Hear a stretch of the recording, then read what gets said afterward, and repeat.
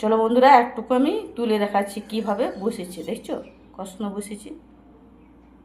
গরম হয়ে গেছে, এখানে চিনি দিয়ে দিলাম, কিন্তু এখানে 1 কাপ চিনি নিচ্ছি, আধা কাপ দেবো।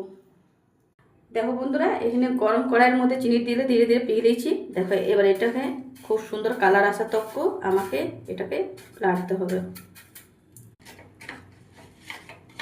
দেখো বন্ধুরা ধীরে ধীরে মেল্ট হয়েছে, কি সুন্দর চিনিটা খুব সুন্দর মেল্ট হয়ে গেছে।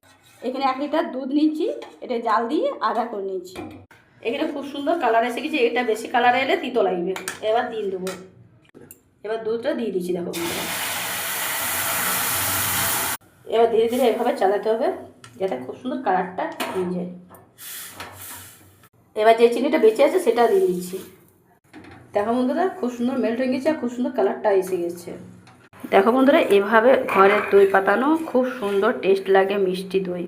এবার চিনিটা খুব সুন্দর মেল্ট হয়ে গেছে, এবার বন্ধ করে দেবো চুলার জালটা। এবার কিছুক্ষণ ঠান্ডা হোক, তাহলে কিভাবে আমি দই পাতবো সেটা দেখাবো। বন্ধুরা এখানে 2 চামচ দই নিচ্ছি, বড় চামচে।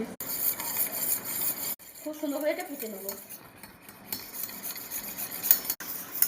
দেখো বন্ধুরা খুব সুন্দর ফেটা হয়ে গেছে, এবার আমি দুধটা দিয়ে দেবো। খুব সুন্দর কালার এসে গেছে আর এটা সুসুম গরম আছে। এবার এটা আমি ঢেলে দেবো এটাতে, দইয়ের মধ্যে।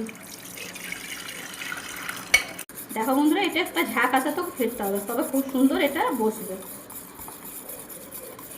দেখো বন্ধুরা খুব সুন্দর ঝাঁক এসে গেছে, এটা কমসে কম আমাকে 8 ঘন্টা রাখতে হবে, কেন এখানে প্রচণ্ড গরম, বসে যাবে 8 ঘন্টার মধ্যে। দেখো বন্ধুরা কি সুন্দর দইটা বসে গেছে, দেখাচ্ছে না কিনা দইয়ের মতন কালারটা সুন্দর বসেছে।